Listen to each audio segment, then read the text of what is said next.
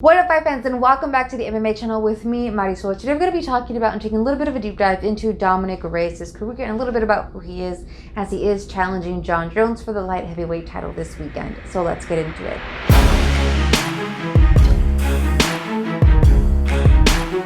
Dominick Reyes may be new to many of us here on this channel and in the fight game, as he kind of came into the spotlight after his defeat and decisive defeat of Chris Weidman last year. And of course, now he is challenging Jon Jones for the light heavyweight title, actually this weekend.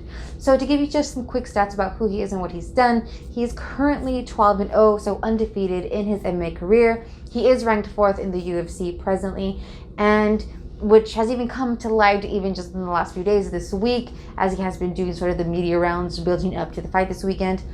A little bit of a fun fact, he considers himself to be more of an athlete than a fighter or a martial artist, which when it comes to that kind of mentality, I just think it's really interesting when a fighter considers themselves to be more of an athlete than a martial artist or a fighter in them itself, simply because when it comes to martial arts and the culture surrounding every single martial art when it comes to its most pure form, the culture is just so deep and so entrenched and just so part of who these people, and by people I mean the practitioners, become, that I always find it interesting when somebody who is in the fight game considers himself to simply be an athlete. And actually, to go along with that, he wasn't even doing MMA for the majority of his life or any kind of martial art to begin with whatsoever. He actually was a football player by trade and was a football player in college and was hoping and looking to being drafted into the NFL, but that did not work out for him. And once it did not, he did move back to Southern California and then began training MMA. And in that regard, his athleticism has definitely paid off for him, as he, like I said, is undefeated. And if you yourself practice MMA, you've probably seen that person at the gym who is just incredibly talented. They may be brand new to it, but they're just picking things up like crazy, and they've done other sports, they've maybe even done other martial arts, and they're just athletic people. And when you're that athletic, you just pick things up so quickly. And like I said, that has definitely helped him as he is undefeated. He has incredible technique when it comes to his striking and definitely his kicks. As some of you may know, his nickname is the Devastator, when that does come from the fact that he has just amazing power behind his kicks, and that has paid off for him again in the past, as I believe it was the fight right before he was signed to the UFC. He ended that fight decisively via a nasty head kick. And he is very proud of that, as he has talked about it in interviews in the past, and is proud of his nickname as the Devastator. And when we look at his career in the UFC, and specifically his last 3 fights, sort of as a case study about what he can do in the octagon, I find it to be very interesting and very enlightening as to his sort of a little bit more of a perhaps well-rounded nature, to say, as he, again, like I said, has won via KO decisively in the past. And I'll get into a little bit later about his grappling or his takedown defense.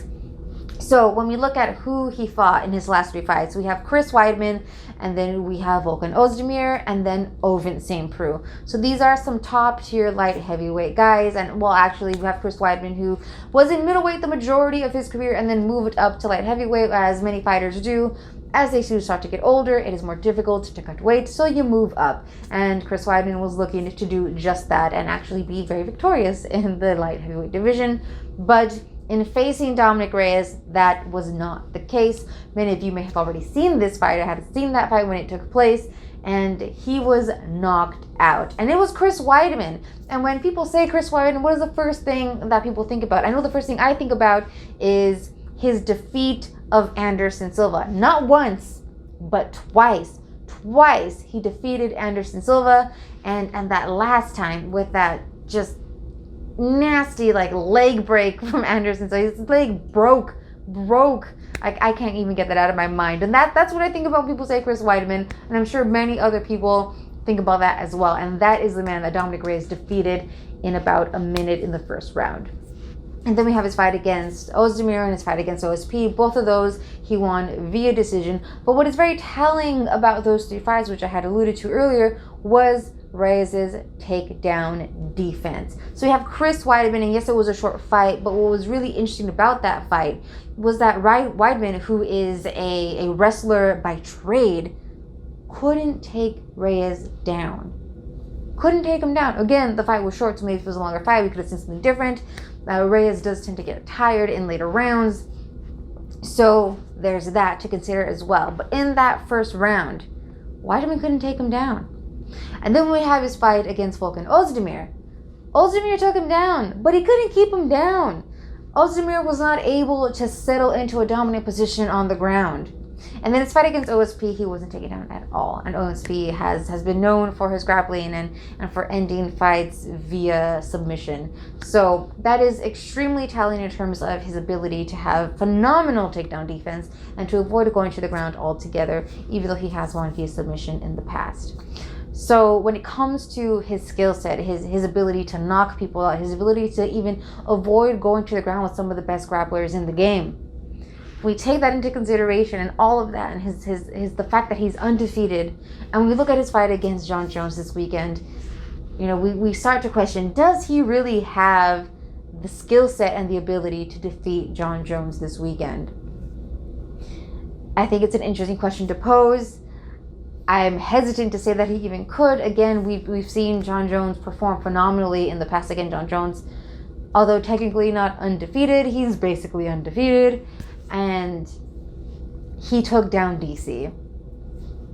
He took down DC. And if anybody can take down DC, they can most likely, they can take down Dominick Reyes. So we'll see what happens. Again, I would say that give that fight, given that Dominick Reyes is more of a striker and Jon Jones likes to defeat people at their own game, I could see this fight staying on its feet. But we'll see what happens. But let me know what you guys think in the comments down below.